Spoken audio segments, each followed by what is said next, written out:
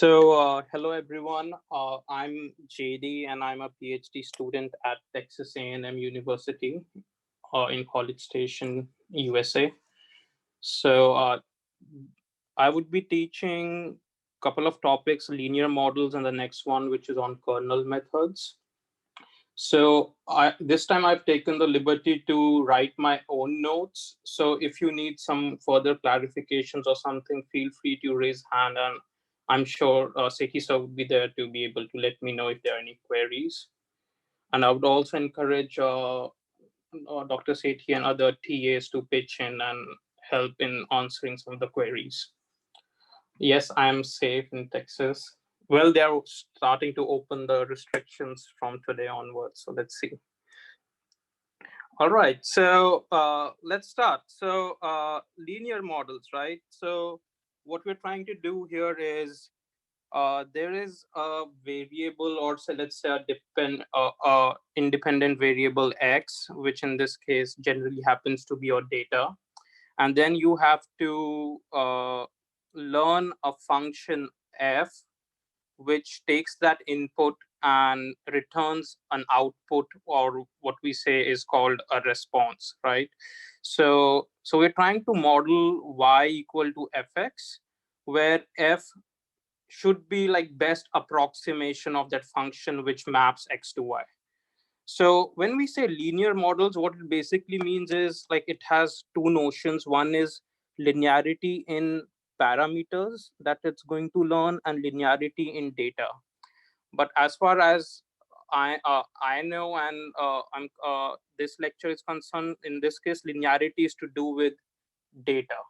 So if your data is if you plot your data points, right? So if you plot your data points, like I've plotted here, so you will see two plots. On the left hand side is a kind of a line fitting where you have a one-dimensional data along x-axis. That means imagine there is only one feature, right? Like there is a data, every data is a scalar quantity, basically. And then you have to like predict a response, right? So in that case, you plot that data on this 2D plot, and then the target here would be to find out the best line that fits this 1D data and its response, right? On the other spectrum is a kind of a classification data set, where now here they're like two features. So every data point has like kind of two features, and you basically are plotting every data point in your data set on this 2D plane.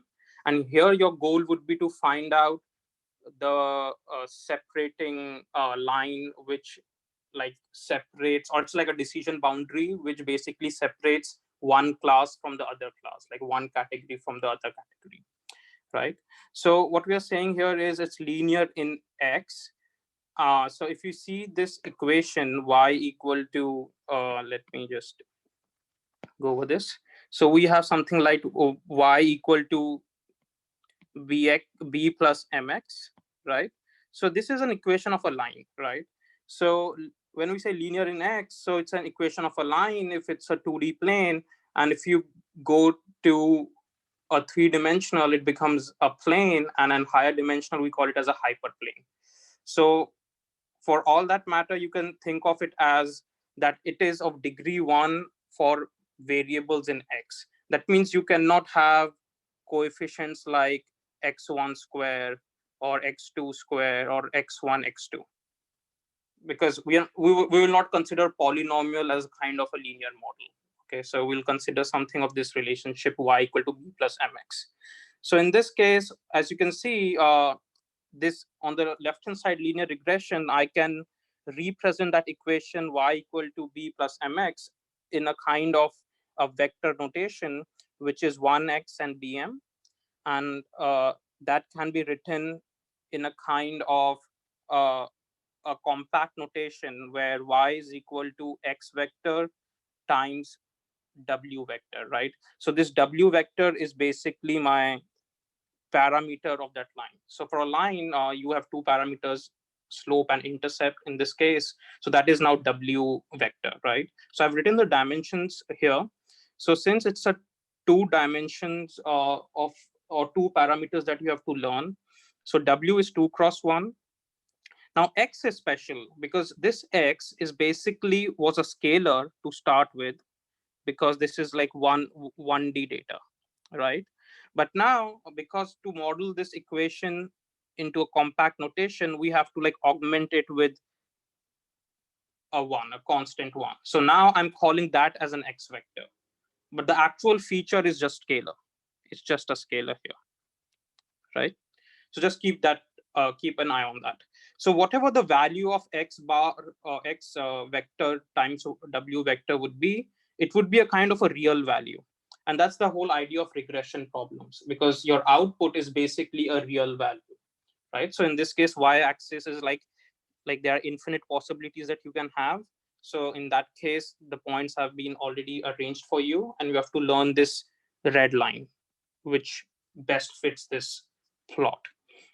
On the other hand of the spectrum, in classification, what we have is, now I've tried to say that, okay, there are like two features, x1 and x2. So my data X vector is basically 1 cross 2, right? It's basically 1 cross 2 in this case. So it's like a row vector.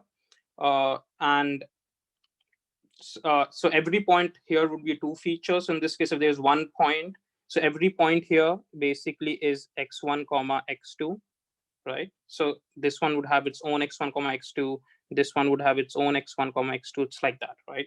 And then again, you have parameters of a line that you have to learn as a separating plane line or a classifier. So parameters are w1 and w2. So what you have is, again, you have a linear relationship in terms of, it's a linear model in terms of x, because it's x times w. But then your decision is based on a kind of a function over this response x times w, right? So sometimes it might mislead you to think that, okay, if you are having these nonlinear functions on top of this linear, will it be a nonlinear model or not? We'll say no, it won't be a nonlinear model, because we are thinking of linearity in terms of input space. So in input space, it's a linear model, and based on what the value of x times w is, we will make a decision whether it's on a one class or other class. So to just give you a preliminary view, this line equation would be xw is equal to 0, right? So if points are on this half, that means here all these points, if you fit into that line, it would be greater than 0. Every point on this line would be equal to 0, and on this side it would be x times w is less than 0. Okay, so that's how the decision would be made, based on the sign of this one, right? And there are many other functions apart from sign that we can use. So in terms of learning spectrum, suppose we have a JD, let's pause for some questions. Oh yes, perfect. Questions?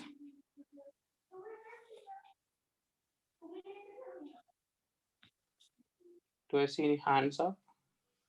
Not yet. Not yet. So looks like everyone fully understood this. Great. Because this would be the crux of the lecture today. From Rishiraj, can you please explain?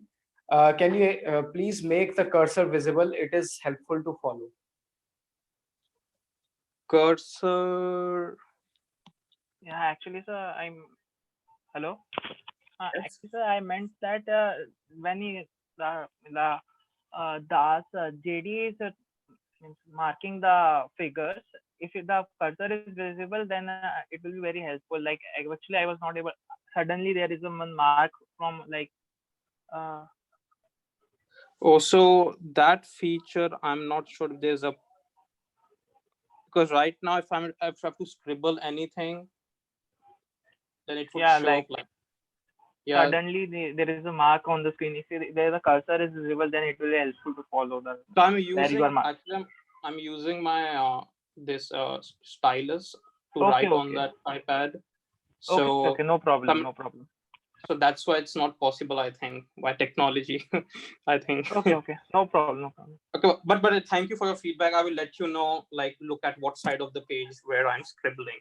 So most of the things I've already written it down, so I'm just scribbling here and there just for added clarification. But yeah. So let's see. So the learning paradigm basically is like you have some data set. Suppose you have to do some credit analysis. Now there can be three different tasks with that, right? If you have a data set, either you would want to like decide that based on a particular customer or a person, do you want to approve or deny them the credit, right? So that becomes a classification problem, because then you're saying that let's classify it into two groups, approve or deny, and let's call approve as +1 label and deny as -1 label, right? So then we will learn a model for classification. In regression, what we're looking at is amount of credit that you would want to give them, right? Based on their past record and how much they are like, if they are filing taxes, if they are like giving the credit back in time. So based on your personal income, so based on all that demographics and data, you might want to decide amount of credit you want to issue them, right? So that becomes a real value that you need to predict, and it becomes a regression problem.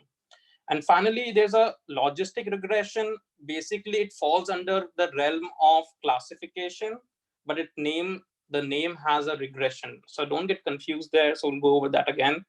So the main idea of logistic regression is to give you a probability. So it's somewhere in between, right? So it's saying that, okay, what we would do is we will estimate the probability of you going into default, right? Your account going default, right? So in that case, based on that probability, how much probability is associated with your default, and then based on that probability, you can assign them approve or deny.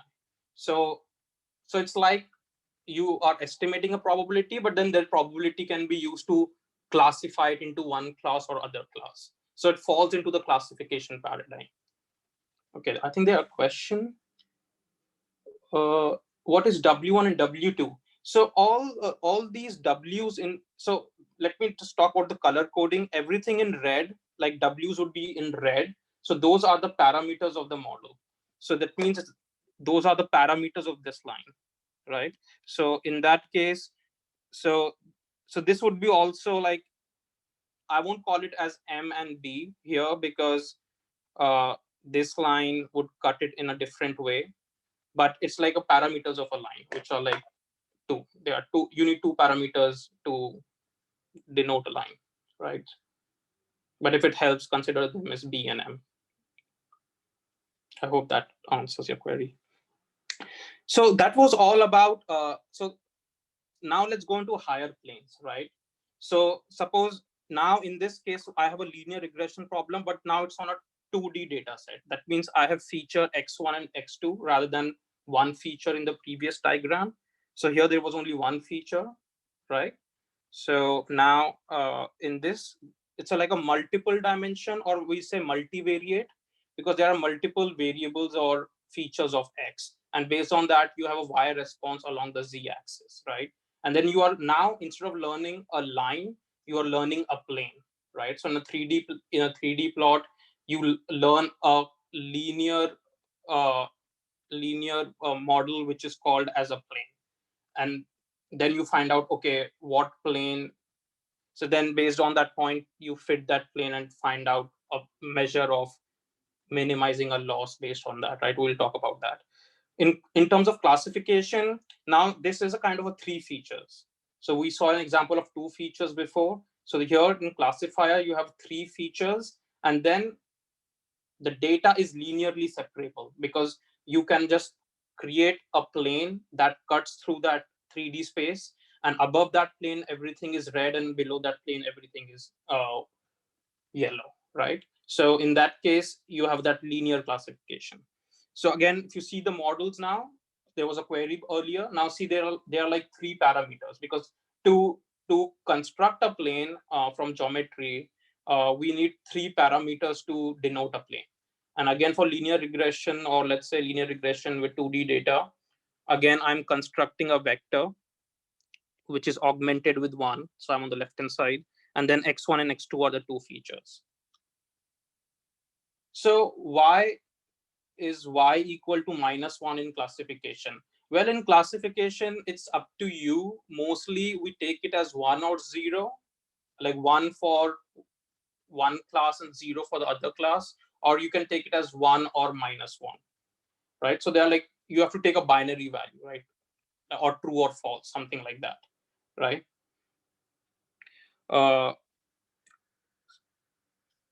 I hope that answers the query.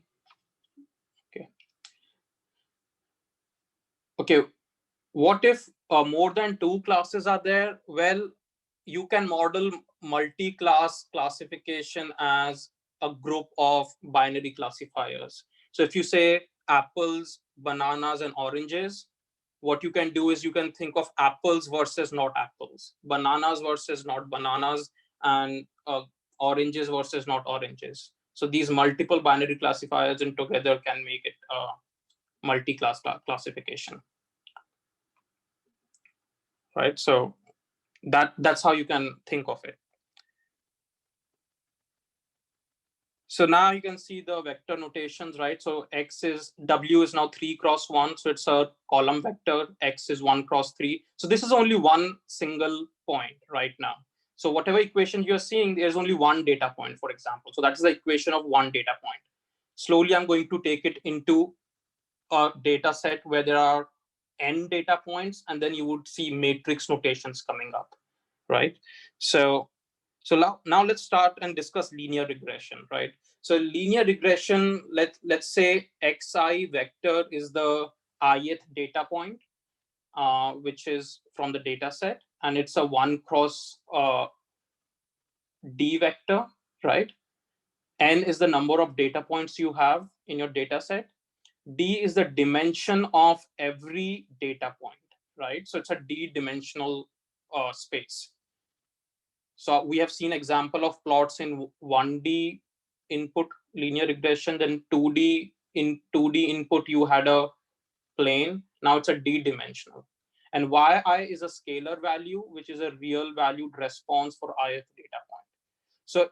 So I'm now going to construct matrices. So I'm at X now, capital X. So this capital X, we have already seen the first row. So any row you pick up, that is only one data point. So up till now, all the examples before were concerned with only one row. So you can stack multiple rows. So what you would have is n. So you have n data points, and then you have now d plus 1 features. D features from each x1 bar, x2 bar, right?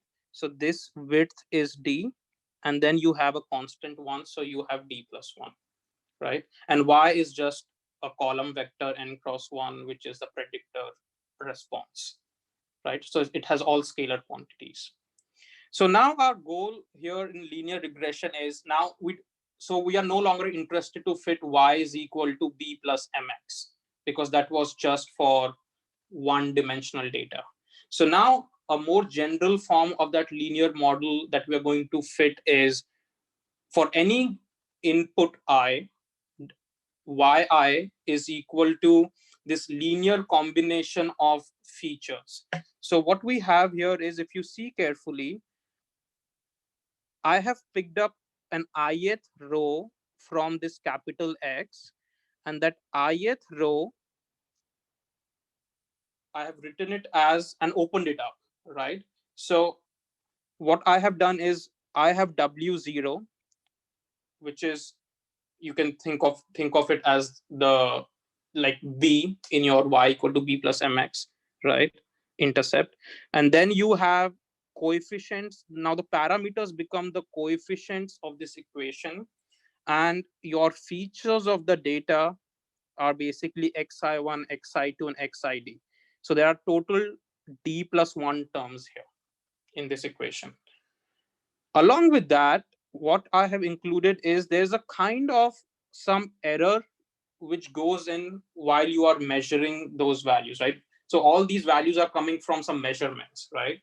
So there's always some instrument error or some kind of static or dynamic errors which are difficult to model. So for all purposes in our case, we're going to assume this noise as a Gaussian noise. And for every sample or every data point, their corresponding noises are uncorrelated, right? So in that case, what we have is this equation, and we have a W0 till WD, which are the D+1 parameters of some hyperplane in a D-dimensional features space, right? And before I pause for some questions, I wanted to just correlate this with system of linear equations, which you might have studied during like high school, like 11th and 12th.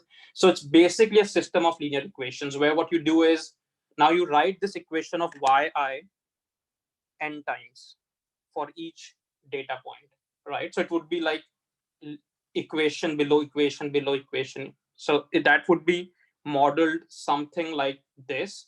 And please take note of this approximation symbol because I have removed the error term. So there would be an error vector as well, but we're not trying to model that error.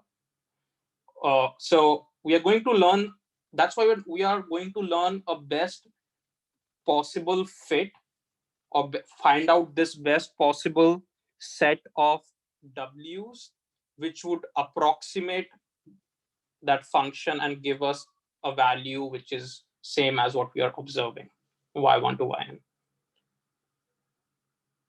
And this is your matrix equation. So it's nothing new. The same thing I have modeled as yn cross 1 equal to x w. W is called parameter or a coefficient matrix. X is called data augmented matrix. It's also called as design matrix. So there are like different terms, but if it helps, X is known. I think the best way for you would be to know X is known. Sorry, X is known, not unknown.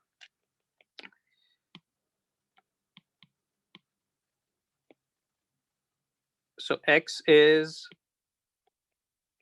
known quantity. Y is also known quantity.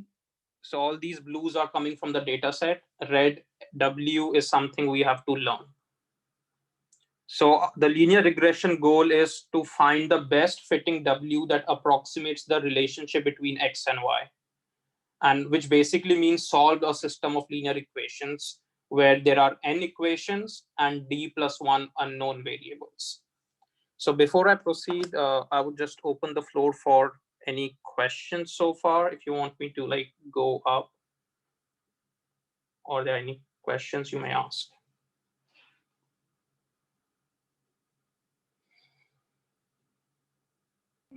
Naveen, ask your question.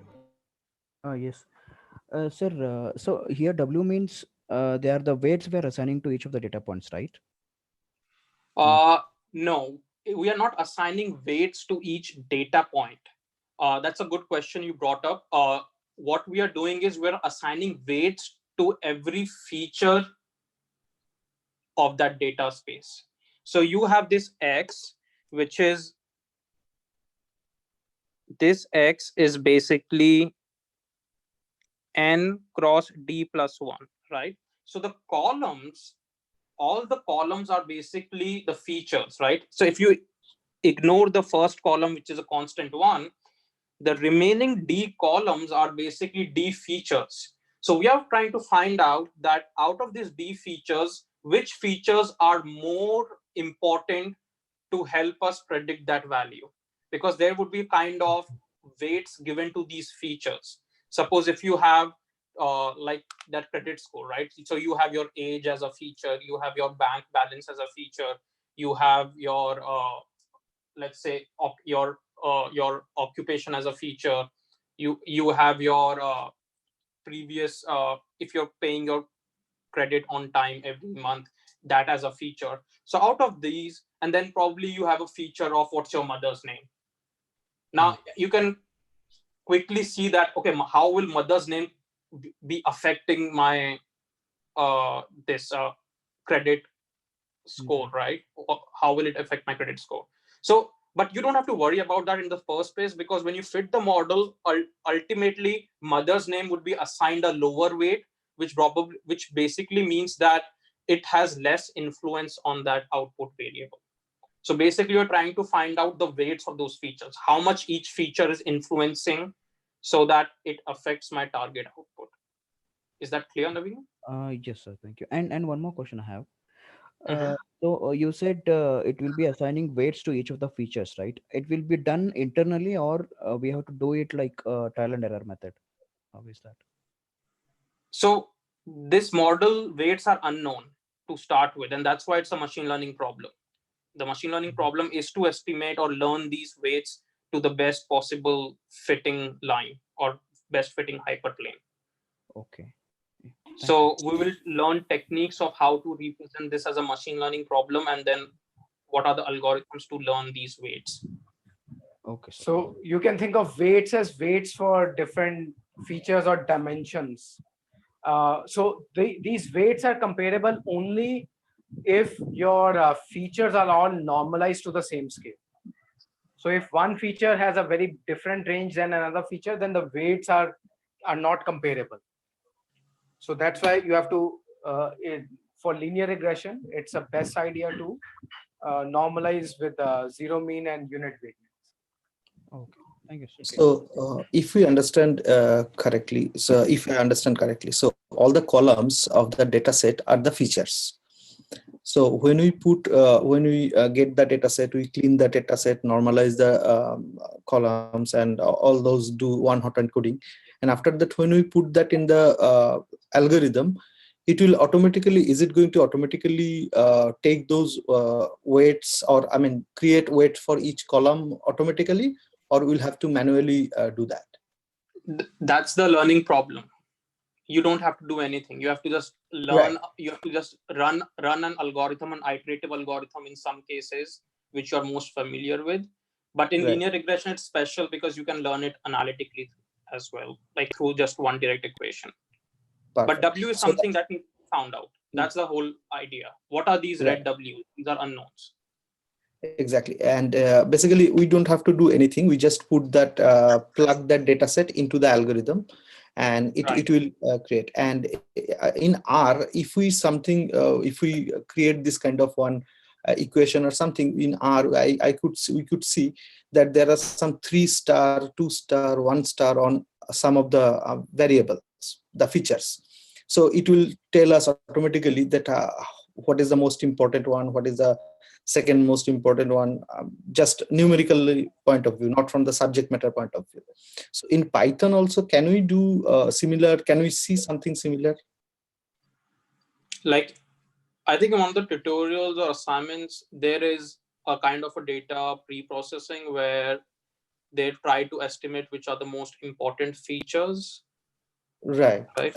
But then even if you find out what are the most important features, but the whole idea of this linear regression is to find that, like, which features are more More important. are more important and influencing your decision. Right. Because And how much is the subject matter of a particular topic that will influence this decision? One is numeric decision on completely based on the data. When we plug the data on the algorithm will tell us. But is there is a role of a subject matter also? subject as in domain knowledge. Knowledge of the subject knowledge. Yeah. Well, if you are a domain expert, probably you can try to like remove some of the features before putting it into the model. Sometimes there is some kind of feature so there's kind of people do a different techniques like feature selection before you run the model. So there would be some notes coming up which might actually help answer those queries. Right. So linear regression can also be used as a feature selection scheme. Excellent. So because in retail, for example, if we want to produce something which is basically how much something has been what is a sale. So if we take the retail industry, so in that case, all the festival time is the most important time when the sale is more. But in pharma industry, which is not the case. So which based on the subject knowledge. So from what I know, the domain expertise comes in when you analyze the output of your model. Like you learn the model, you get some result, and then you bring in your domain expertise to basically justify that is my model doing something right or wrong. Perfect. Probably that festival thing comes from our day-to-day examples and our lifestyle and the way we are, right? As a human, we know what are the correlated things and not. But as a mod, and that probably helps you to identify, okay, is the model now doing a right prediction or not? Right. That is so that can be used for further analysis. So perfect. So here in this case, finally, what I got is basically we don't have to immediately think about the W. W will be already be taken care of by the algorithm. Is this the correct assumption? Right. For the time being, yes. Okay. Because if your one key thing you have to ensure is if the features are correlated, right? Then that can be an issue. Definitely. Because if your features are basically a linear combination of other features, then those are basically redundant. Right. And in that same line, if we have three correlated columns or the features, so which one to keep and which one to skip? So is there any rule of thumb? I think it doesn't matter, because everything is a scalar multiplication and addition of each other. So even if one is important, you can find the remaining if you know the linear equation. So that's where domain knowledge comes in. Sometimes you would subjectively remove some features based on domain knowledge. Perfect. I request people come in the order of raising hand. So Naveen, followed by Ashish, followed by Sumit. Go ahead.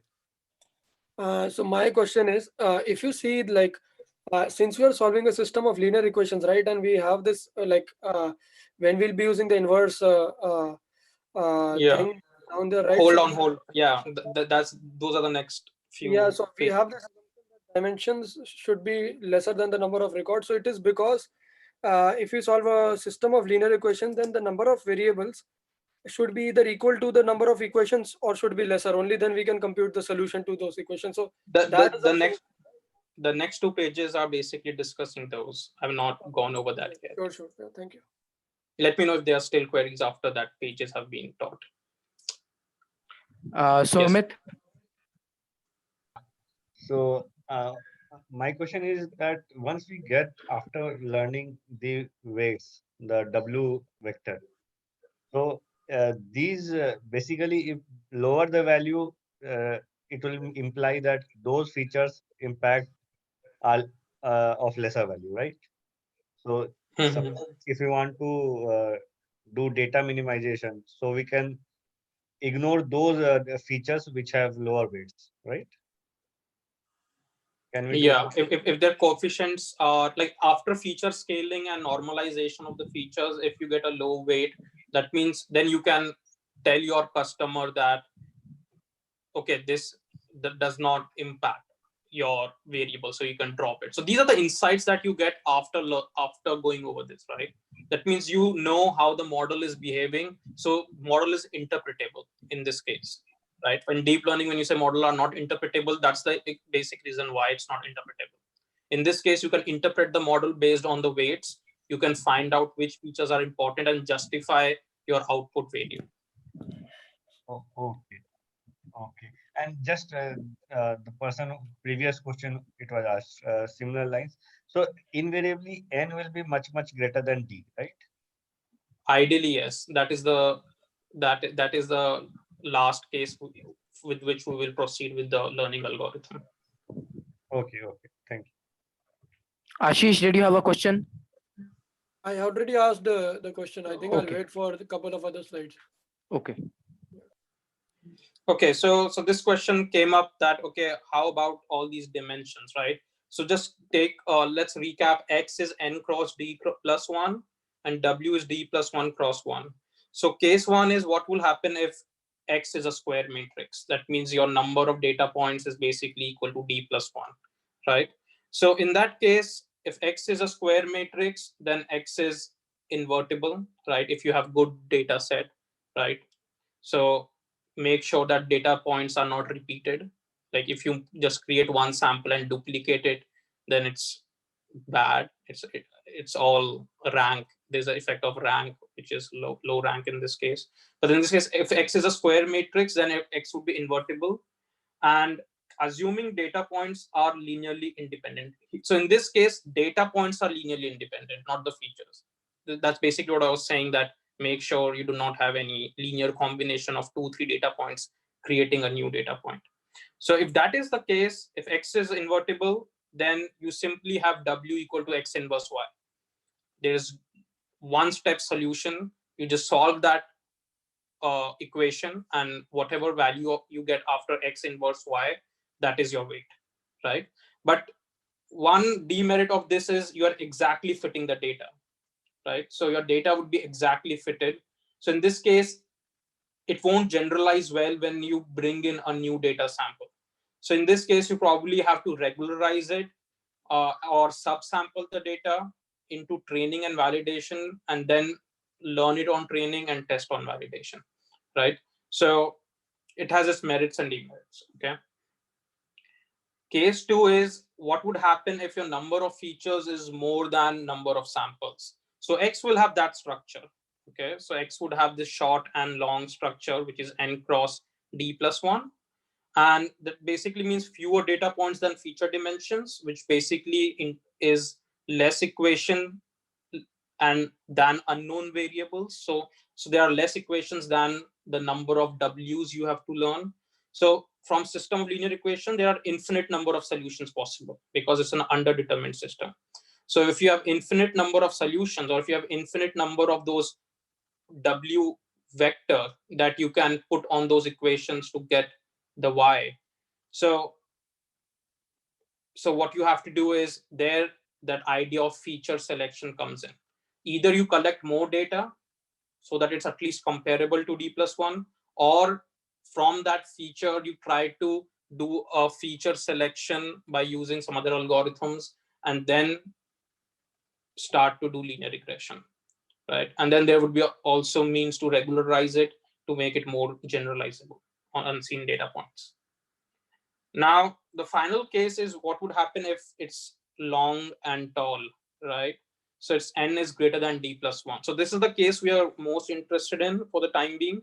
So we have more data points than dimensions. Basically, we have more equation than unknown variables or unknown W's. So we have an overdetermined system. That means basically no solution exists, right? There is no solution that exists that would do that. And hence, the problem becomes we are looking for that W that is the best fit. That means that reduces some kind of error in measurement or error in fitting. And I want to predict that W which is as close as possible to the best fit, right? So this notion of best fit criteria is what we are calling as least square, right? Where you have these data points which are marked as crosses on a plane on this Cartesian coordinate.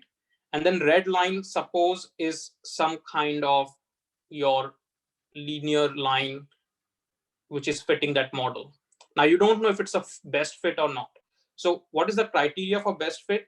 Well, we are going to collect the residual or error in prediction. So this EI is basically for any ith sample xi, I'm going to find out what is the error in actual response and the predicted response. So predicted response is for any arbitrary W. Suppose you're starting with some random W, right? So that gives you some line, right? A red line on this plane. So you calculate yi is your true response from your known data set. F is a function that your model is giving you that predicted response. And the whole idea of this is we need to make sure that these errors are minimized, right? So we are going to represent it into an error vector, which is like E, which is now parameterized by W. So as and when you choose more and more different kind of W vectors, you are basically trying to check different red lines on that plot. And then you're trying to find out which red line is the best fit. Hence, you can see that Y and X are blue, they are known quantities, right? So we are going to, this is the error vector that we get. And the optimization goal now is to minimize this error in every term or this overall error vector. Right. Are there any questions before we proceed? Does independent and identically distributed imply linear independence? Yes, when it says independent and identically distributed, that means every data point has been sampled from the same distribution but independent of each other. So in that case, yes. Yeah, so my response was in terms of data points. So we are going to create a measure which is called as mean squared error, and this is basically called as objective function for least square, because this is something on which the optimization would be done. So what we have done here is we need to minimize all these error or residuals for every sample. So what we're going to do is we are going to take the mean square error. So we're going to square every error, EI square, and then sum up all these EI squares from all the data samples, and then average it up with number of data samples. In terms of matrix vector notation, this is what you have. It is basically square of L2 norm. So if E is a vector given to you, it's an L2 norm. So I'm mentioning all these vectors and matrices so that it's easy for you to use your Python libraries or pandas libraries to directly play in that vector and matrix notation rather than doing a for loop to do that EI square, right? So that's what it means. So this JW is basically what this mean square error is. So this, I'm calling this as a kind of that objective function where this is called as basically a loss, or this is something that you have to minimize, right? So this L2 square norm is basically written as E transpose E. So I have started to drop that W, but please note that the E that you see in that yellow highlighted JW is basically parameterized over W, right? So I've made that note here for sake of convenience. I'm going to remove that W, but for all that matter, E is dependent on that W. So I'm now going to write what my E is, right? So as you can see from the top here, E was Y minus XW. So I'm going to write that equation. So it becomes 1 bar n y minus xw whole transpose y minus xw. Now this is left for you as a homework. Please do this derivation, like until unless you do it like 2-3 times, it's not going to be easy to understand how you get this equation. One property that you have to use is transpose can be taken inside. So it can be y trans. So I can give you the first step, which is y transpose minus w transpose x transpose. And this gets multiplied with y minus xw. And now just open these brackets up and you will eventually end up in that equation. There would be some trick to get this factor of 2, but please use your pre-read material to be able to find out how do we get this equation. So that is what an equivalent form of that JW is, right? So now I'm defining my optimization problem. So an optimization problem basically means you are going to minimize a loss or an objective function or cost function. So there are many terms given to this as cost function, loss function, objective, based on what background you're coming from. From statistics, they might give you objective or cost. From machine learning, if you have to minimize something, you're always trying to minimize errors. So that is called as loss functions. Okay, so I'm going to pause here before I discuss this part. So let me know if there are any questions so far in how we created a loss measure. There's a chat. Okay, no. Anyone with hands up? No. Okay, great. So this is easy. Rammohan has a question. Yeah, Yes. go ahead. Could you differentiate between, like, what if we took the absolute value of errors rather than the squared of errors? Like, what could be? Well, yeah. So there are different measures. So the measure that you're talking about is basically the L1 norm, right? So we'll see somewhere at the later stages we can use that. But the whole idea of squares are beautiful, right? So when you have something as quadratic, you know it's differentiable. If you take L1 norm, now it's sum of magnitudes, and then those are not differentiable at their respective points, right? So basically our idea is to have loss functions which are smooth and continuous, so that it's easy to run some standard algorithms or basic these are basically called as convex optimization problems if you have these kind of functions quadratic in nature. So that's the whole idea of creating a quadratic loss. Yeah, so there is another reason to use square error as opposed to absolute error, and that is assumption. Our assumption is that the error is distributed as a Gaussian with a zero mean. If your error is something like a heavy-tailed distribution, that means it is more likely to have outliers than a Gaussian does. Then mean square error may not be the best error measure to get an optimal answer on that. Then you might want to explore mean absolute error, for example. So the assumption that your error is Gaussian distributed is also tackled by this mean square error. Is there any way that we can start, like, given a data, is there any way that we can see that if the data is like we can see for one variable, but the whole data, like a multi-feature weight data, if it's Gaussian or not, and if the error of that is Gaussian or not? No, so you will have to first fit using a mean square error, and then you can then you can find the PDF of the error. PDF of an unoptimized error is meaningless, right? Yeah. Thank you. Okay, thank you for your question. Okay.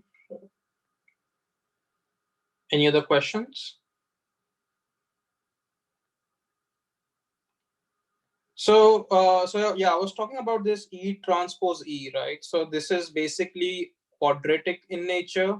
So if you have only one dimensional weight, right? So instead of having d-dimensional parameter, suppose if you have one dimensional parameter, so this is just a small plot of how the loss JW is dependent on this one dimensional weight, right? So it would be some kind of a parabola in this case. And then this kind of function is called convex function. If you take it into a higher plane, it becomes a convex surface, which basically means a bowl bottom shaped figure, right? So that's how these surfaces are. And one important property of convex function is, now in this case you can see that all the points on this curve are basically losses at different W's. So basically we are searching this W space, right? We are searching on this W space for that optimal W for which my error would be minimum. So in convex surfaces, we can see that there is always a minima, right, for a convex surface. Now, let me just quickly define what a convex function is, then you can extrapolate it to convex surface. Convex function basically means if you take any 2 points on this curve, and if you draw a line which connects these 2 points, it will be within that function. An example of non-convex function can be this, right? Now, because here you can take 2 points like this, and if you draw that line, this is outside that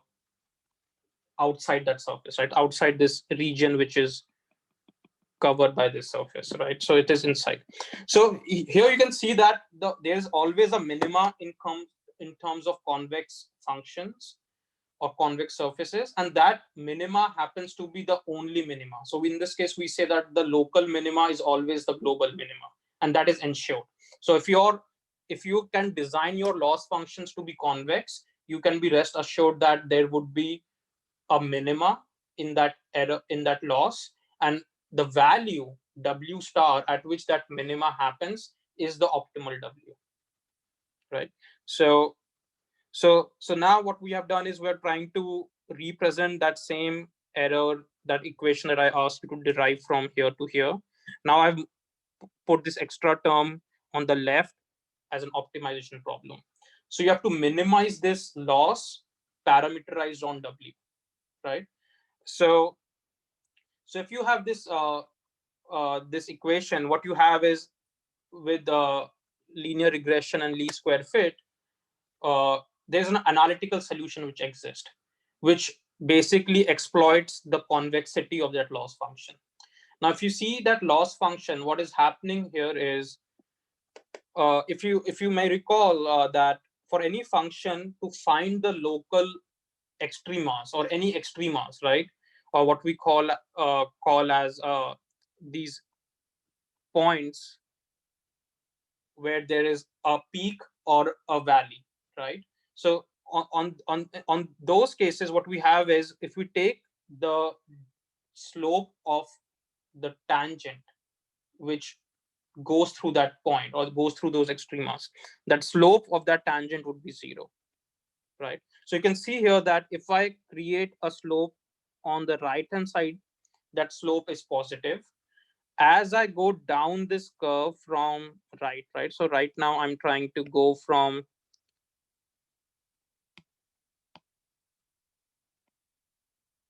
top right to bottom, right? So in this direction, your slope is decreasing. If you're coming from left top to bottom, in this direction, your slope is increasing. So if you see this entire parabola structure, as you go from origin to infinity on this line, the slope of the tangent on this parabola is always increasing. It starts from here and the slope increases. Slope is negative. So here the slope is negative, right? So in this case, if you create a slope, it is negative. So as you go from left to right, it is increasing. So slope gets from higher negative to lower negatives. Eventually it would be 0 at the minima, and then after that it would start increasing on the right half.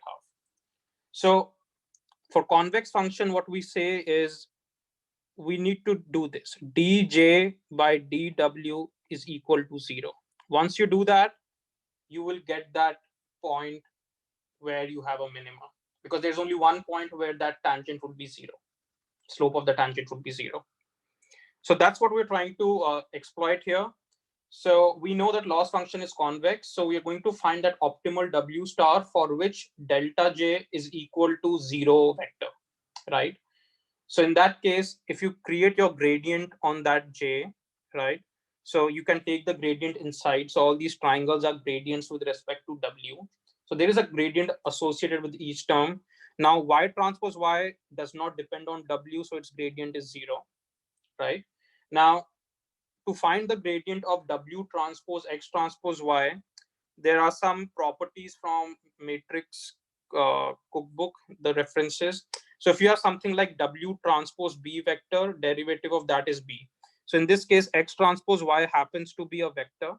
So if you take the derivative of this entire term with W, it would be X transpose Y with 2 as the coefficient, right?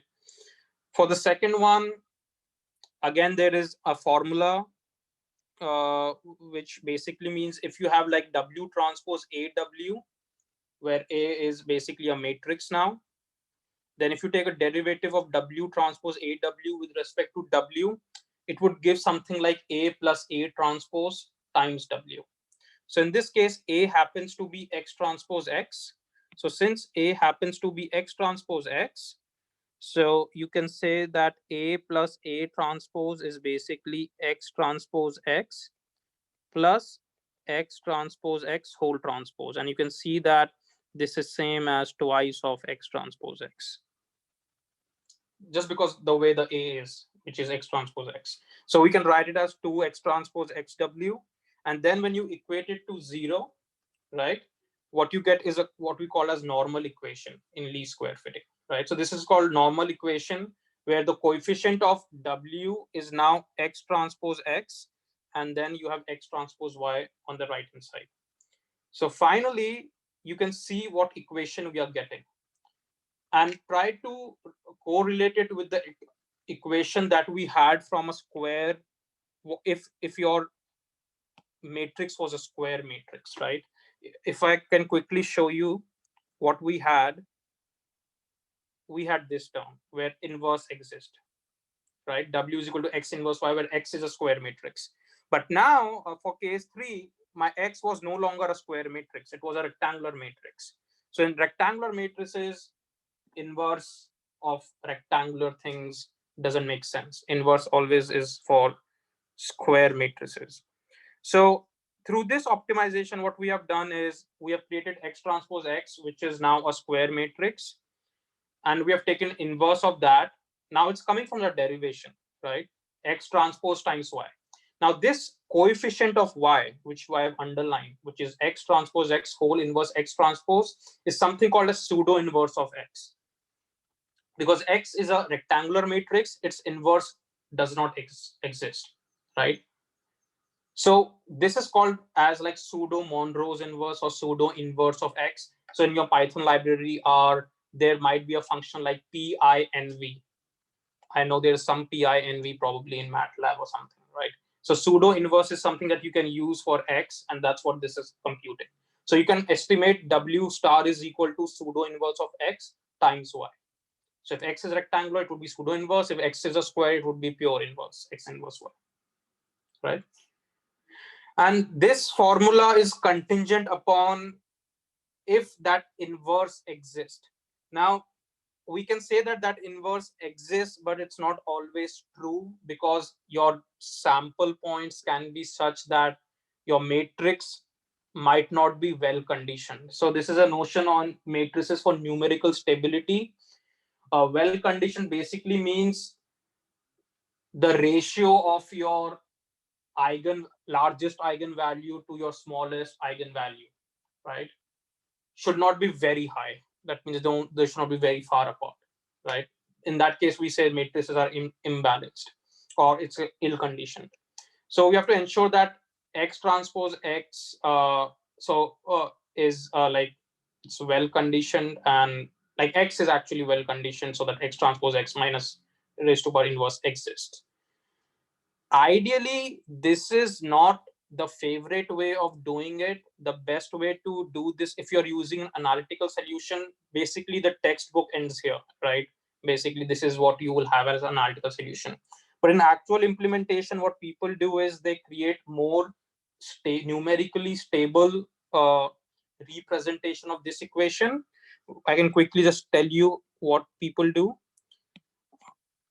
And that is they represent X as QR factorization, right? And then they solve this equation based on orthogonal matrix Q and an upper triangular matrix R, because X is basically a rectangular, right? So that's how they do and achieve numerical stability, because X transpose X whole inverse is kind of it's not that great in terms of ensuring stability. QR means SVD? No. QR is basically QR decomposition. Q is orthogonal matrices, which basically means Q transpose is equal to Q inverse. R is basically upper triangular matrix where rest of the columns are 0. If X is a square, then it makes sense that Q is a square and R is basically this if X is a square matrix. But if X is a rectangular matrix, then you can say Q is probably orthogonal matrix with n cross n, but R is n cross d. So only the top d elements, they would be an upper triangular matrix. So those are other details, but people use a QR representations and then solve these equations. But I'm going to talk about, okay, any queries so far in analytical solution? Jyoti Krishna, could you go to the cost function? The cost function is a plot of W. Mm-hmm.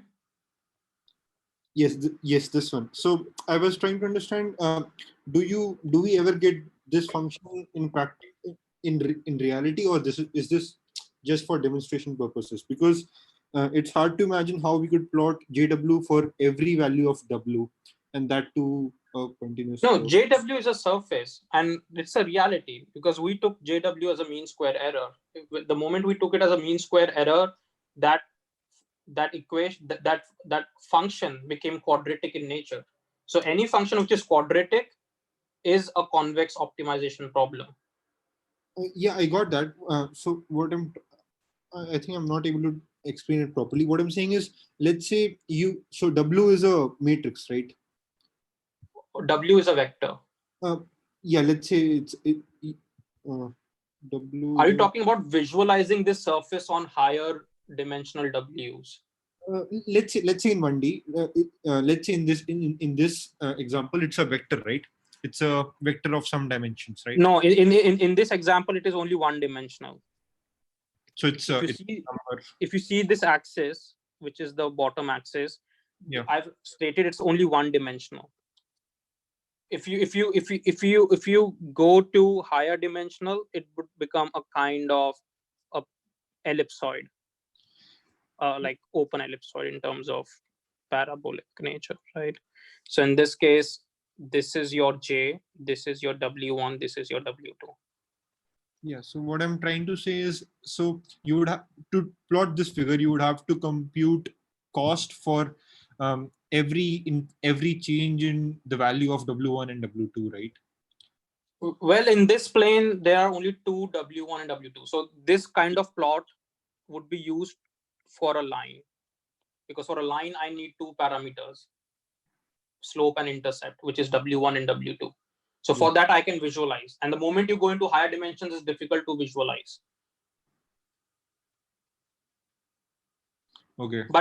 But you don't have to plot this to be able to solve this. That's what I'm saying. If it's a convex nature, what you can do is you can take the derivative or gradient and then equate it to 0 and then solve for what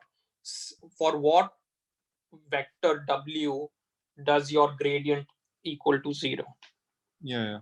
So I got that point, but for very simple cases, I was thinking if we could plot it, then we automatically find its minima, right? Yeah, like if then you have to go into that geometry, right? This geometry from 11, 12, and then because for every parabolic function there is a dedicated minima, right? Yeah. But that's what is happening. Yeah, that's what you saw. So this equation, the analytical solution, basically means just putting a function, right? Here there is no iterative algorithm. Like in machine learning, we are so used to learning an iterative algorithm, like you slowly and slowly and slowly reach that optima. But this is one step solution. Got it. For linear regression, right? So and that's the next topic, right? So next topic is about gradient descent, which is an iterative algorithm to do the same task. And any other questions? What would cause the chord function to be non-convex?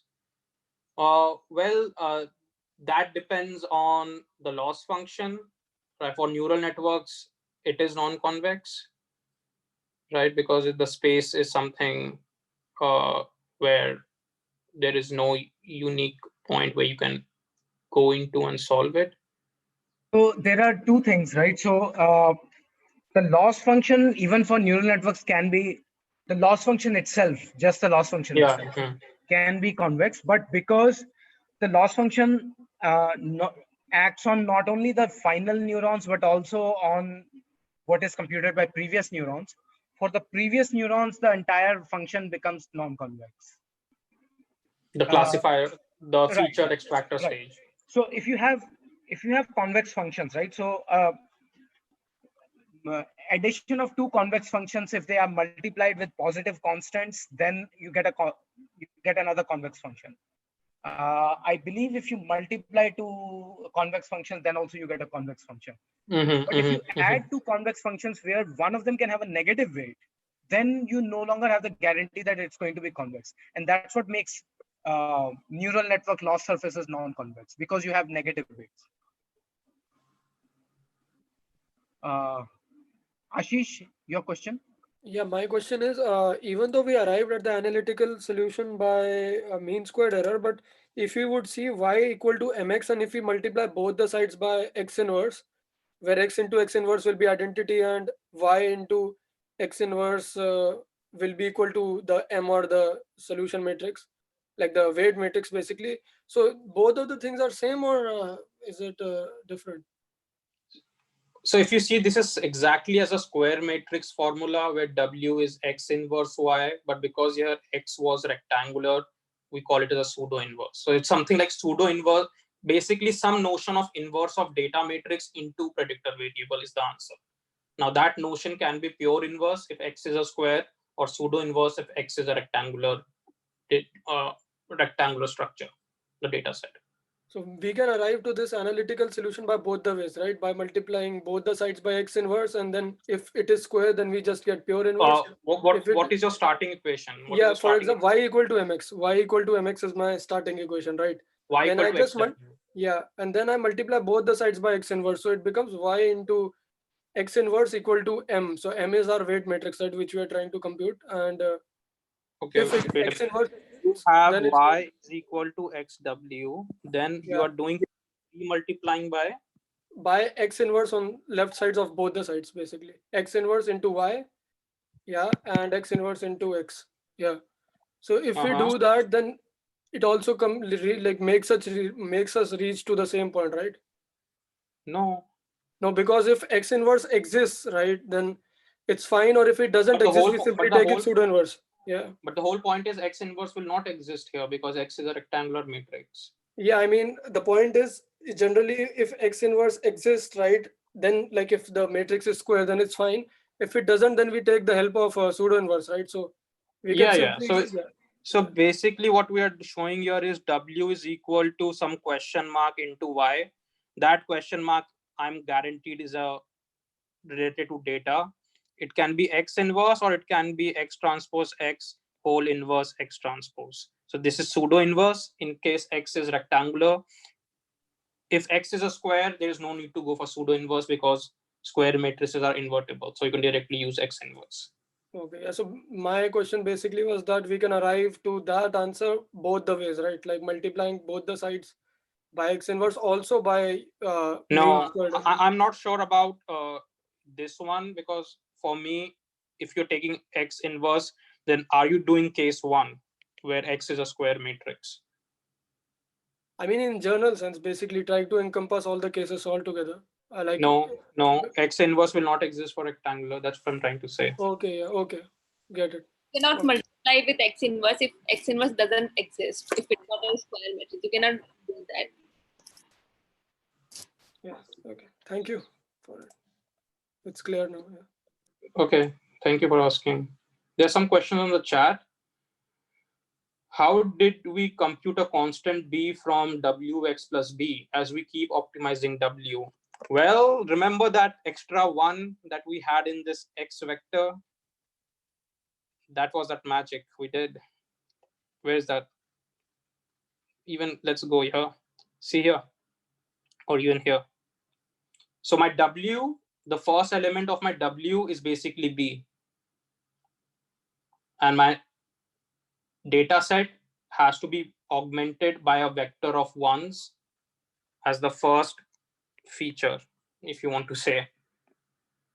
Hopefully that answers your query. If not, just unmute and ask again. Next question.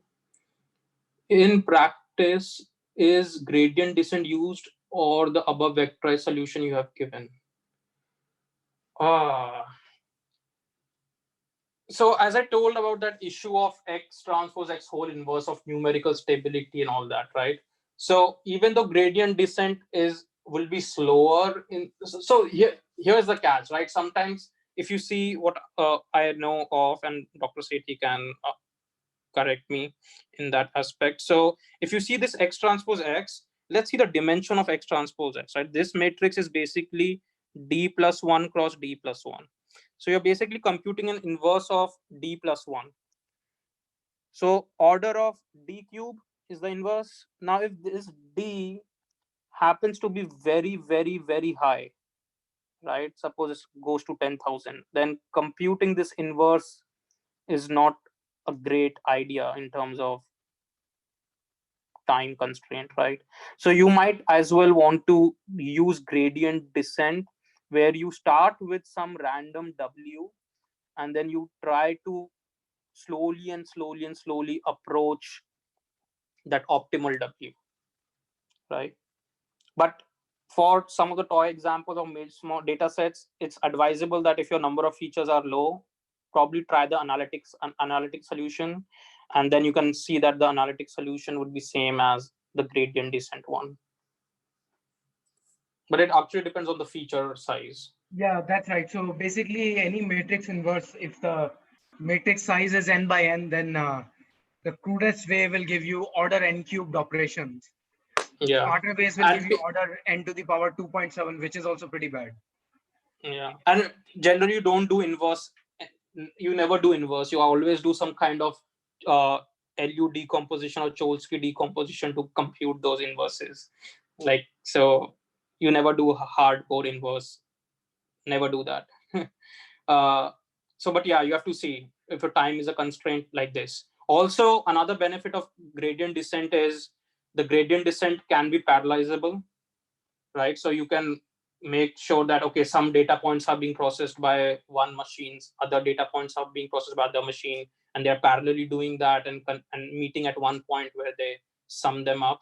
Whereas in this case, it is all sequential. So my current research, I'm actually trying to use these analytic models and trying to create a distributed algorithm to be able to learn these regressions and incremental regressions quickly. So that is my actually current research that I'm doing. Okay, I hope that answers your question. Where am I? Do X or Y affect convexity of cost function, or is it just the model used? Convexity of the cost function. It is the loss surface is basically the property of the data, because your W is basically unknown, right? Because it can be any W you take, it has. So I'll talk more about that loss surfaces in the next page, because it's going to correlate the loss surfaces with the regression line. So just hold on to that, but it's a property of data. I think I'm correct on that. Yeah, so if you have a property, if you have a data set, training data set, right? Because you are only fitting on the training data set, and you have a model structure, that means your hyperparameters are fixed, your model structure is fixed. Only your parameters are varying, right? So you vary your parameters to get your entire surface. So every point on the surface is a different set of parameters, but the data and the model structure or the hyperparameters don't change. Let me just keep this figure while you try to correlate the answers we have given to this diagram. That's basically my next slide. So I'm glad that you have all those questions, because all my next slides are based on those intuitions. So good job. Once we found W, how will it work for test data?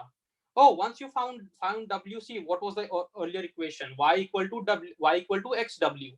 So given a test sample X, you have a W, you just multiply them, whatever the value is your predicted response. Y equal to XW, that was the first equation that we studied, right? That's what we're trying to model. Once we have computed W, basically we have built our model. The test data cannot change W. No. Test data is basically, okay, there are three parts to the data, right? The data set that you get traditionally is a complete data set which you divide into training and validation. So when you say test data, I hope you mean the actual unseen test data. Because in terms of fitting the model, you need that validation data set, which acts as a mock test. So what you do is basically, once you train your model, then what you do is you test it on your validation data set, and then you give an accuracy on that validation data set, right?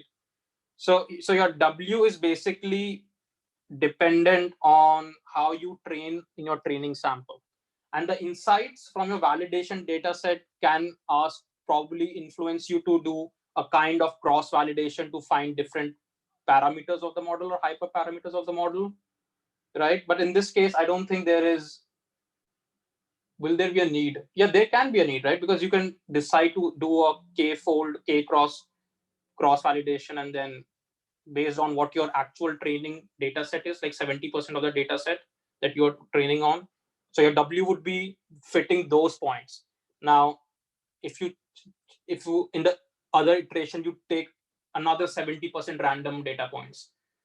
Now, ideally, what should have happened is W should be best fitted to the entire data set, right? So you do these kind of cross validations again and again until you find and converge to that best W. There's something called as ROC plot, which probably tells you when is the good time to actually freeze your model.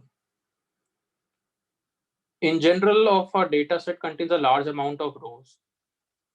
Oh yes, so you have billions and trillions of rows compared to features in most data sets. So analytical model can be used because, see, your analytical model, your complexity is in order of D cube, right? So your inverse, which is a most time consuming step, is order of D cube. So as long as your number of features are not too high, you can use analytical models, but then just be cautious of X transpose X. Not every time the data set you get is well conditioned, right? So in that case, it's advisable to go through gradient descent. In general, okay. So it's for dimension 1, y equal to ax plus b. Then for 2 dimensions, it's a plane, y equal to ax plus by. So z is equal to ax plus by plus c. And 3 dimensions and n dimensions. No, so I'm not using n as dimension, I'm using small d as dimension. The n I'm using is the number of samples. So A is equal to W1, B. Yes.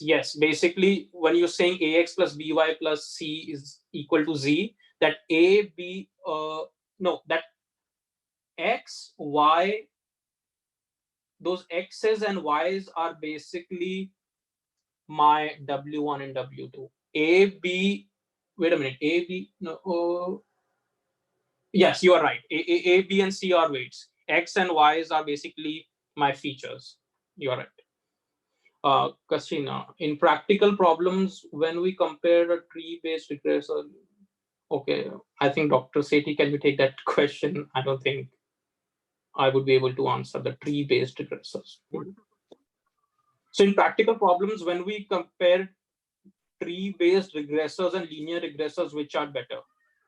Tree is like decision tree. Decision tree regressors, right? So here, I mean, they will give you a better fit, the tree-based regressors, because they are non-linear. But then they are less regularized. So if you really think that your data is best served by fitting a linear model, then tree will give you will still trees cannot fit linear models. They in the sense simply they can, but they will need many steps to fit a linear model because their boundaries are always like a step function kind of boundaries.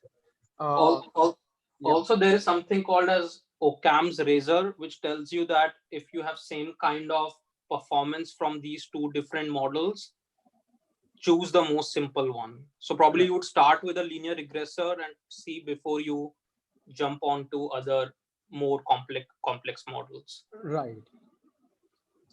So in general, yeah, if it can be solved by a simpler model, then go with that. Oh, for sure, yes. Divya, in linear regressor, which we use from scikit-learn, does it use gradient descent or any other algorithm? I don't think it would use gradient descent. You probably might have to check. I think it might be using a kind of the X transpose X inverse, or I would be very curious to know, they might even use a QR decomposition base. Because from the literature, what I have learned is, even though we represent this equation that you're seeing on your screen right now, but they use a kind of a QR method to solve these equations.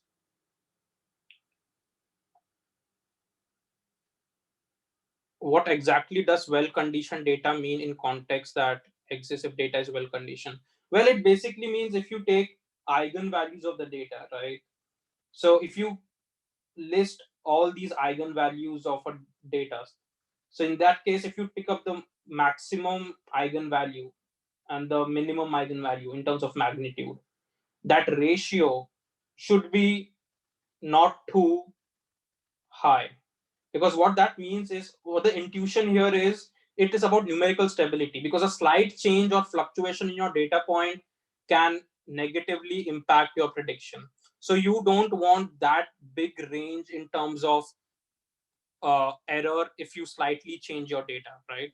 And that would be poor in generalization as well, because you don't know what your test data samples are. So in simple terms, ill condition means that there is collinearity in data. There are dimensions that are collinear. So if there are two dimensions that are perfectly correlated, they are exactly the same. So feature x1 and feature x3 are exactly the same. Then whether you assign weight w to feature x1 or w plus some constant and minus that constant to x3, it wouldn't matter. You will get the same solution, right? So when you have collinear features, then it is hard to determine the w's. Yeah. Okay. Any other questions, or in interest of time, let's continue. Okay. So gradient descent. So I think you might have from the discussion, you might now better understand this. So the first figure here, which is just a 2D plane, this is the intuition that rather than directly solving for delta j equal to w, right, or delta j or gradient del j equal to 0, right, instead of doing this and solving analytical solution, the whole idea in gradient descent is, let's incrementally and iteratively approach this rather than directly going there. So what it means is, you basically start at any random point in this curve, which is an initial weight. So you're basically starting at this weight, and then you want to go to the direction of the value in this curve, right? If it's like it's the bottommost point, right? So you want to reach this value. So you're going to take small steps. That's the whole idea of I'm going to explain it much detail in coming pages, but that is the idea of what it means to iteratively go to that slope which is 0, rather than equating it to 0 and finding it in one shot. In terms of this example I showed of 1D feature, which has this point and a red line, the objective function for this, as somebody rightly mentioned, was it would be a 3D plot where you can see W0, W1 are my in one plane and J is my Z axis, for example. So that means any point on this surface, right? Now, any point on this surface is a W1, W2 coordinate, right? With a value J. So any point on this surface would be parameterized by W1, W2, J, which is the value. Now, for the entire surface, X is fixed. And that's what somebody brought up, that data is fixed for this data point. Whereas this plot that you see here on the left, what you have is your W0 and W1 are fixed. And then your x-axis is basically your data, your feature. So while on the J plot, the loss plot, your any input is parameterized by W1, W2, the corresponding effect on this plane would be a line. So any point you pick up from these million of points which are sitting on this parabolic curve, every point is basically indicating a line on this other plot. So we have to find out that from these millions of points here on this curve, which one would give me the best fit line. And because of the convex nature, we know that if we go to the bottommost point on this plot, on this contours, right, on the surface, if we go to the bottommost point, right, the W0 and W1 corresponding to that bottommost point is basically the point where the error is minimum, which basically means just take that W0 comma W1 and create this red line, which is now pink. Okay, you create this red line. Earlier, your planes would be like this, your lines would be like this. For all these points you're traversing, your lines would be like this. And ultimately, you would eventually come up with a line which would fit the data best. And if you check what those coordinates were, what the parameter were, which is like slope and intercept, that would happen to be this point, which is the bottommost point on this graph. Okay, that's how it's related. So in this case, x is fixed, whereas in this line fitting, your parameters of the line is fixed, and then the data points are scattered. So in terms of 1D, so I'm going to demonstrate what happens with 1D data, and then you can think of it in terms of the entire data set. So if you have only one feature, right, you take only one feature, then your JW happens to be this, right? So yi is basically a scalar quantity. Fxi comma w, I've given the matrix notation, that what it means. So you notice there is no bar on xi because it's just one dimensional data. So it's 1 cross 2 and 2 cross 1. So basically JW would be a scalar quantity, which is the sum of means, this is the mean square error, right, of all the points. So now if you see here, if I take this equation, that example that I took, y equal to, so I'm taking, so for generality, I'm taking b plus mx as something called as w0 plus w1x, right? And if I put that as f, I open that up, what you see is this quadratic function in w0, it is quadratic function in w1, and it becomes a quadratic surface in w0 comma w1. Like as a pair, it becomes a quadratic surface, right? So when saying it's a quadratic function in w0, in this case, you will assume that w1 is constant. When you say it's a quadratic function in w1, there you will assume that w0 is constant. So the idea of giving the first two equation is to be able to create these kind of plots or visualize these kind of plots where the x-axis is either w0 or w1. But if you have to take both of them together, it's basically this plot, the 3D plot that you have, right? So so if you see, the analytical solution was delta j equal to 0, but in this case, gradient descent, what we want to do is we want to iteratively go towards that w so that delta jw would be tending to 0. So my whole idea would be, in this curve, I want to tend towards the slope where the tangent slope is 0.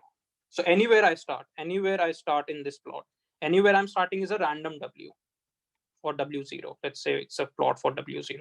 So I want to make sure that I go to that minimum for that w0. So in terms of 3D plane, you are going in this bowl structure, right? You are going in a bowl. So from gradient definition, if it's a vector 2 cross 1, right? So gradient means partial derivatives in every dimension. So it's again a 2 cross 1 vector where you take partial derivatives with respect to w0 and w1, because there are two parameters. So you want to ensure that in their respective plots of j, they reach their respective minimums, right? So there is a notion of this gradient. So when we say gradient for more than one dimensional functions, when we say gradient, so basically what happens is the direction of gradient is basically in the direction where there is a maximum increase in the function value, right? For example, if you are on this surface that I've shown on the left, right? So the whole idea of the gradient is, it will, anywhere you stand on that surface, if you find the gradient vector at that point of the surface, it will always point you towards the direction where you would have maximum rate of increase in the function value. So to visualize it better, I have created something called as level curves, which basically means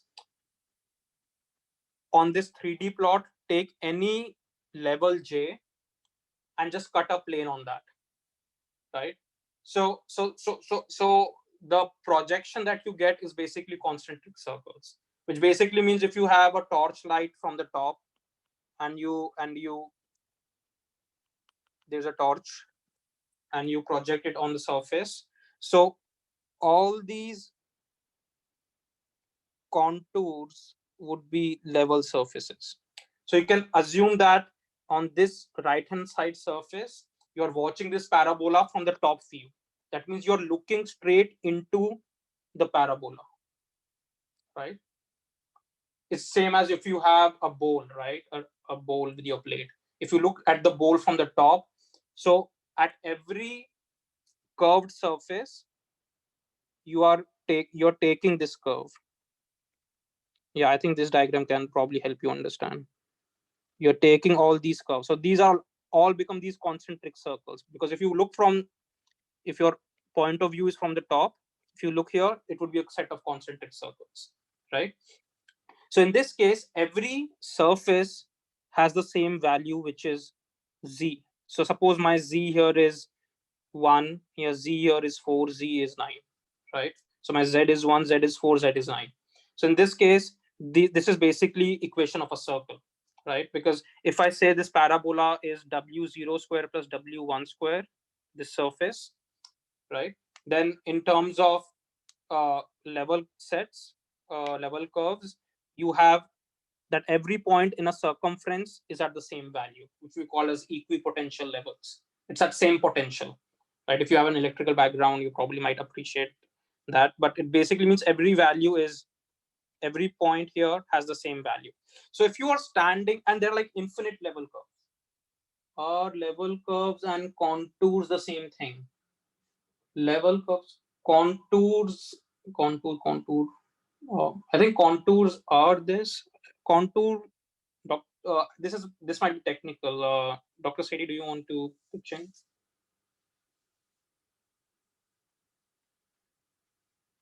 Dr. Sethi?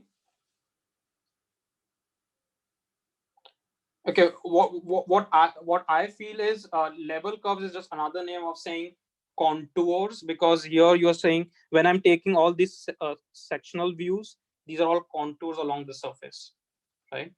So what does gradient mean? It stand anywhere on any point in this curves, right?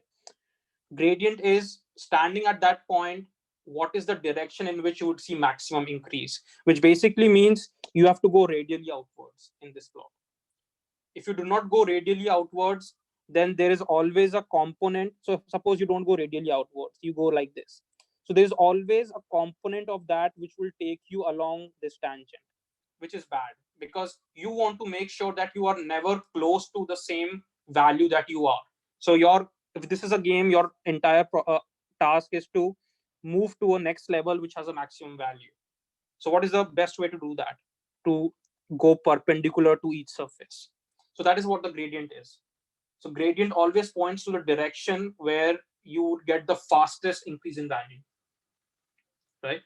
And these gradient directions which you see, which are radially outwards, are always normal to the level curve, right? In this, so contours need not be circles. Yeah. So level curves. So this is circle because my equation of j is w square plus w1 square, but it doesn't need to be a circle. In this case, it can be ellipse. It can be ellipse, and it doesn't need to be centered as well. And here is where the feature scaling is important, because if you get a kind of contours which are very ellipsoid, right, then that means one feature might be more dominant than other, right? So in that case, so that's why you need to probably balance your features and do a feature scaling so that the that zero mean and unit variance that we're talking about for normalizing, that's to get these balanced level curves for which everyone has an equal chance of being important in the data set. Yeah, circles are equipotential. Like any curve, like any, even in this ellipse or ellipses, any point on that ellipse is a level curve. And here I've just shown 3 level surfaces. There are infinite level surfaces. So you can imagine the infinite concentric circles. So what it basically means is if we are at any random coordinate in that 3D plot, right, on the bowl surface, we need to roll down into the deepest point in the valley. So if you are sitting on this, imagine if this was a hilly area and there was this valley at the bottom. So if you roll down the hill, right, so your target here is you start at any point on that hilly surface, but your goal is to somehow reach at the bottommost point. And that bottommost point is where your ground level is.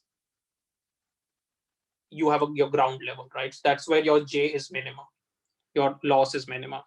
So this rolling down needs to be in the direction of steepest descent to save time, because you can wander here and there and take a longer route to reach the bottom. But in order to ensure that you reach it in the quickest time possible, that means your convergence is fast in terms of technicalities. So what you have to do is follow whatever your gradient direction is, right? So basically rolling down needs to be in the direction of steepest descent to save time. Now steepest descent means wherever the slope is high so that you can roll down quickly.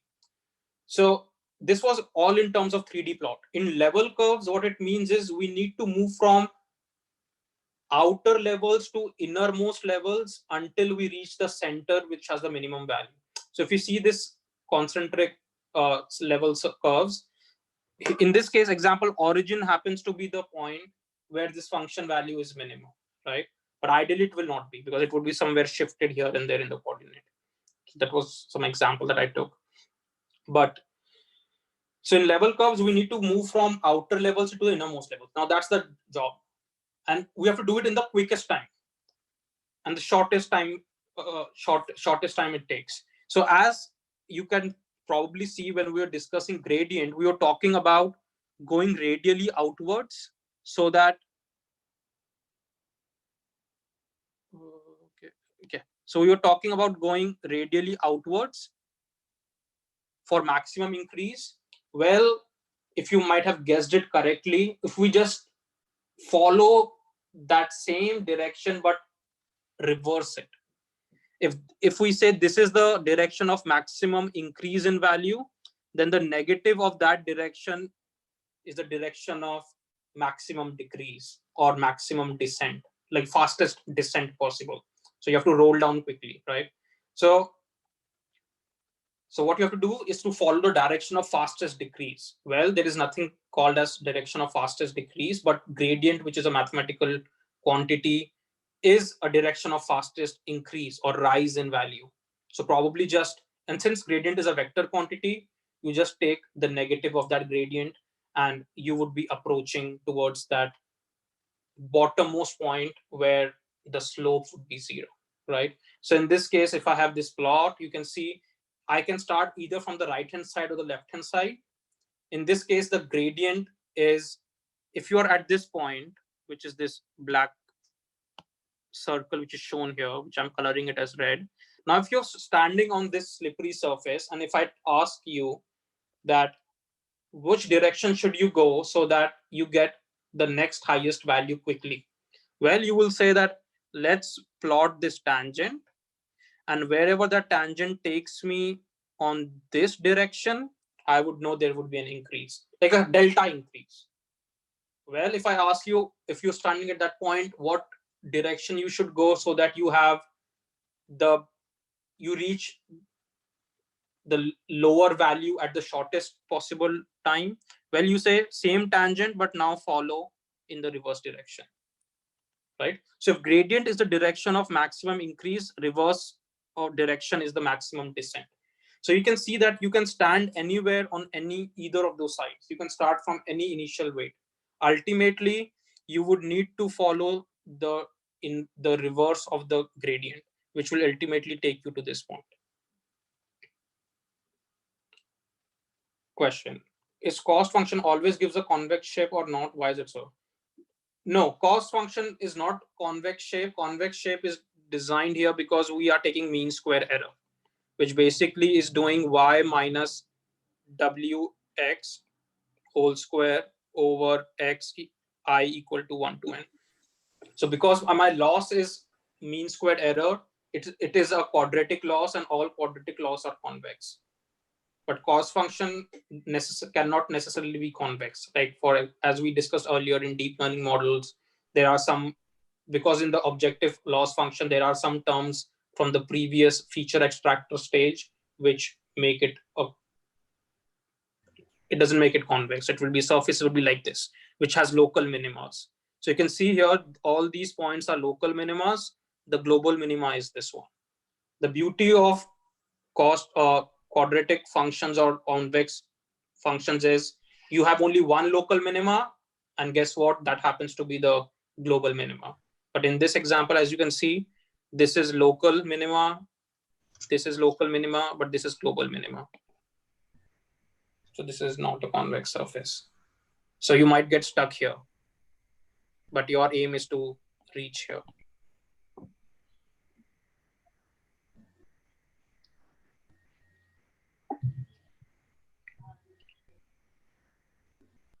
Okay, so ultimately question.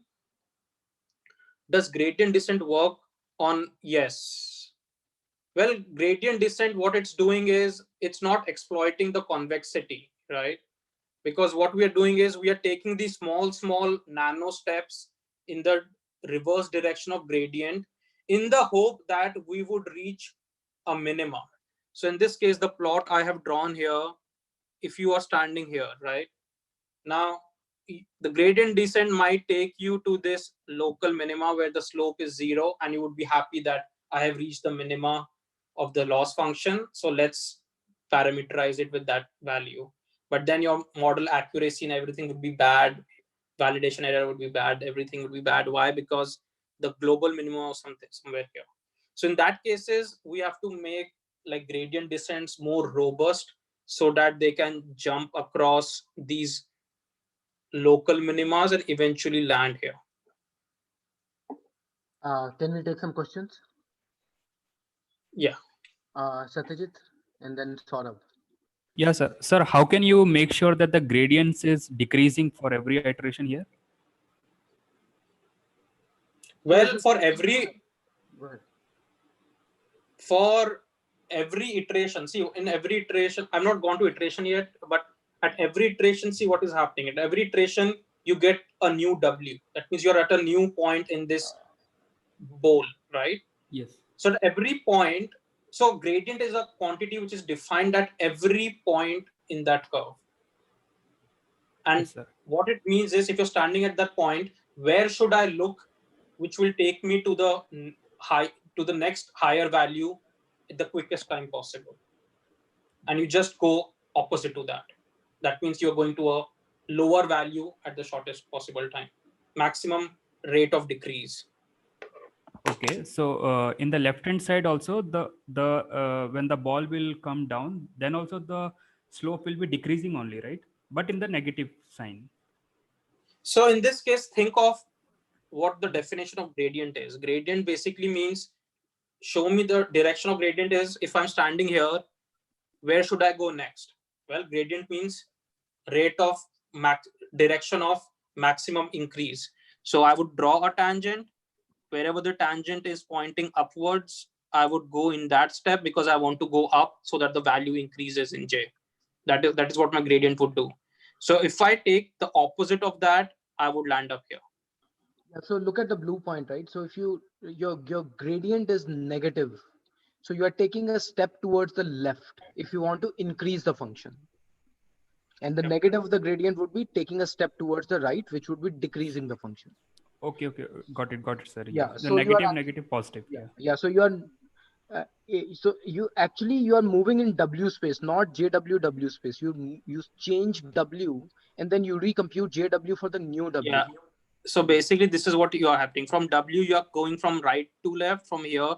So if you take this bowl, Got so it, from sir. Got it.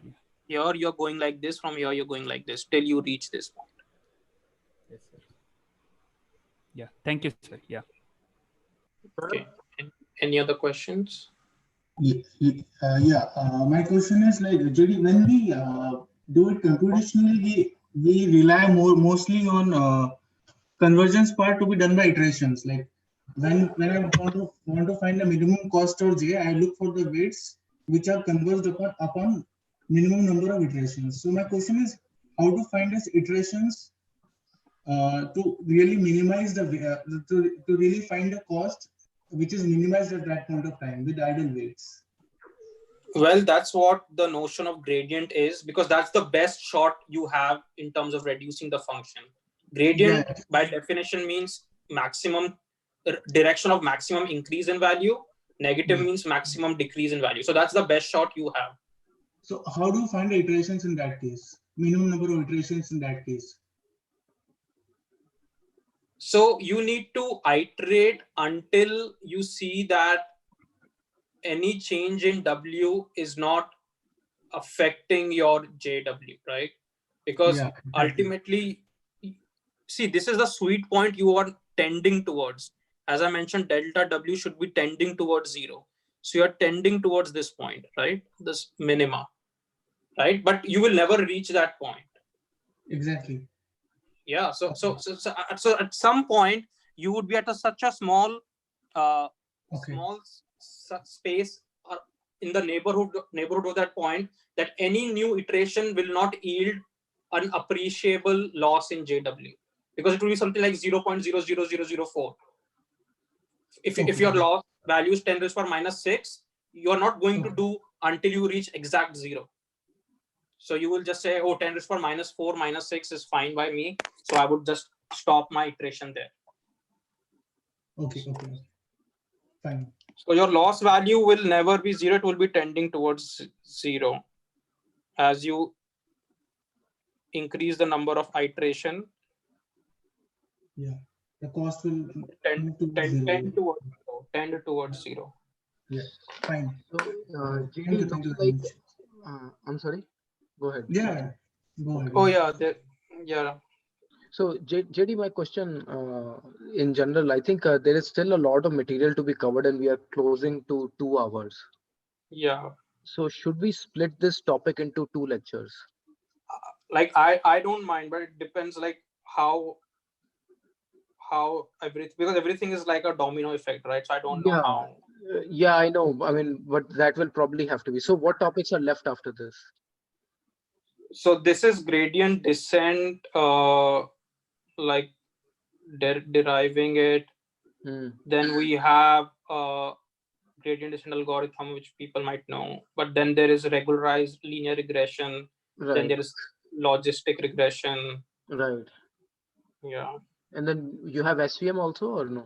SVM I have, but because of shortage of time, I had to import slides rather than do my own version of that.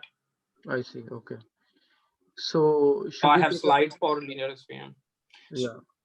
Yeah. We can. So there's a suggestion we can take it into the tutorial, but I think it will become too long.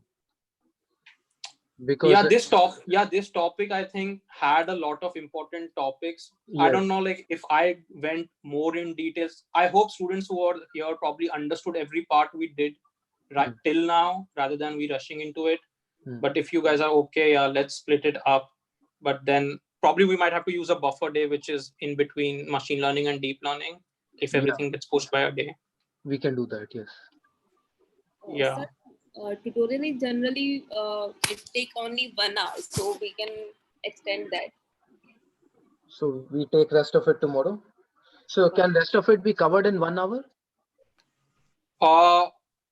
I don't know, like they have some great questions, and this is an important concept before we go into actual machine learning and deep learning, right? So everything that they're doing here, probably we need to take it.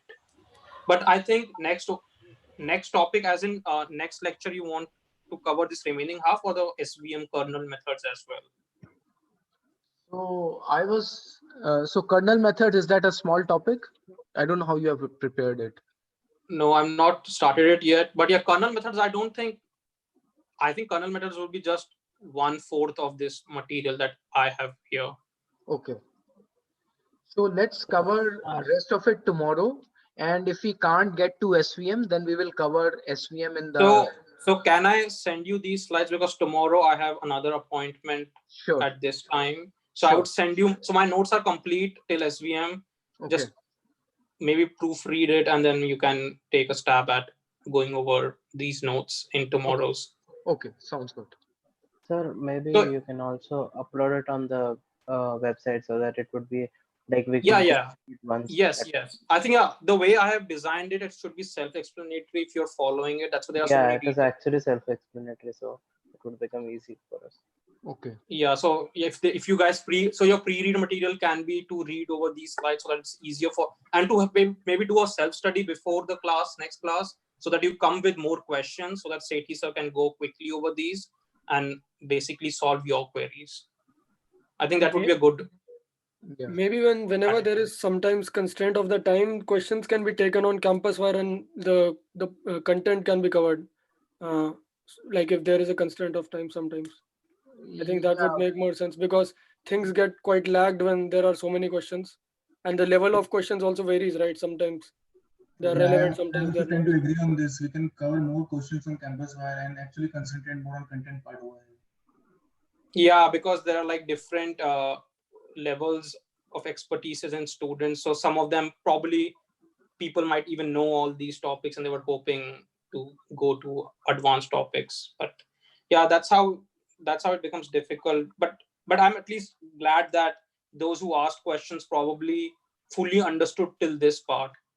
So yeah, it's serving its purpose, I think, that way.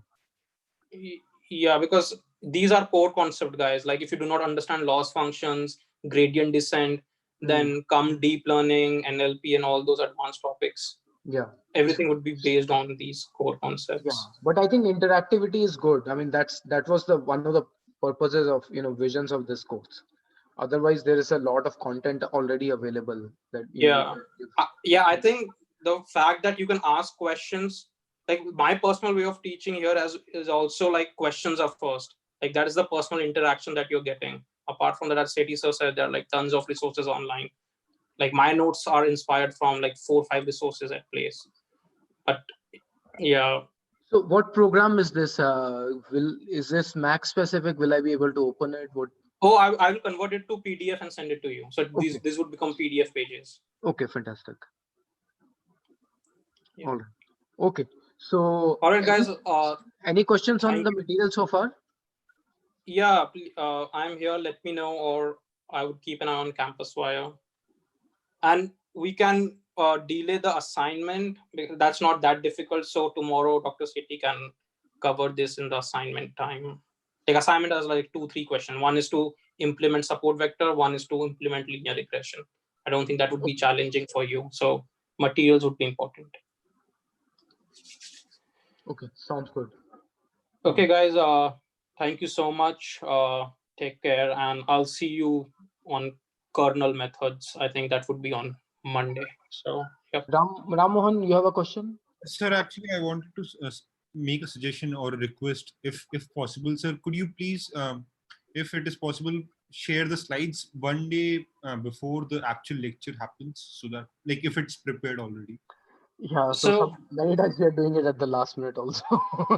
So anyway. No, what I feel is we give you a pre-read material and that should serve the purpose. Why? Because as you can see that these lecture notes that I've prepared are probably inspired from 3, 4, 5 notes, right? Like if I prepare this beforehand and give it to you, right?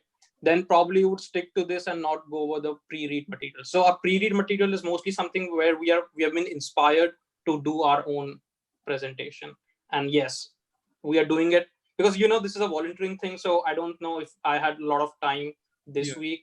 That's why. So possibly. So to tell you the fact, I didn't sleep yesterday night. I'm awake for the last 28 hours, 30 hours. I will sleep after this meeting. So I was just busy preparing the notes because I thought this would be helpful for me in future as well. So yeah, so let me know the feedback, like if you guys enjoyed this method of me handwriting the notes and makes it more readable. I would be happy to do the kernel methods like this. So yeah, it is great. All right, thank you. It is good. If you don't have any questions, please feel free to leave so that we can see the row counter go down. Yeah, JD, I just had one last question. Yeah, Kasina. The matrix book which you sent, I guess we can cover it gradually, right? I like when I was reading it today, I found the material was a lot, and like as we go through the topics, we can just refer to the book, right? As of now in the learning stage. Is it a general topic for the Shala course or just for this lecture?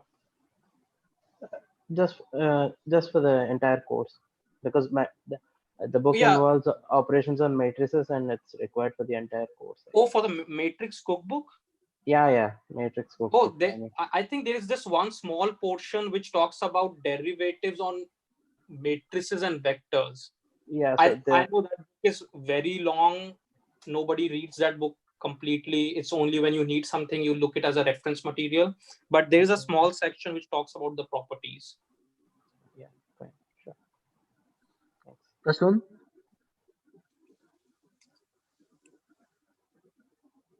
Prasun, you have a question? Okay. All right. All right. I just read the chat comment. Okay. All right. Thanks, everyone. Good night if you're in India, or good day if you're not in India. Good night for me. I'm going to sleep. Good night to you. All right, sir. Thank you so much for your patience. I know it's too late with your family around. Okay. Take care, everyone. Send me queries on Campus Wire and TAs, and I can be able to help you out.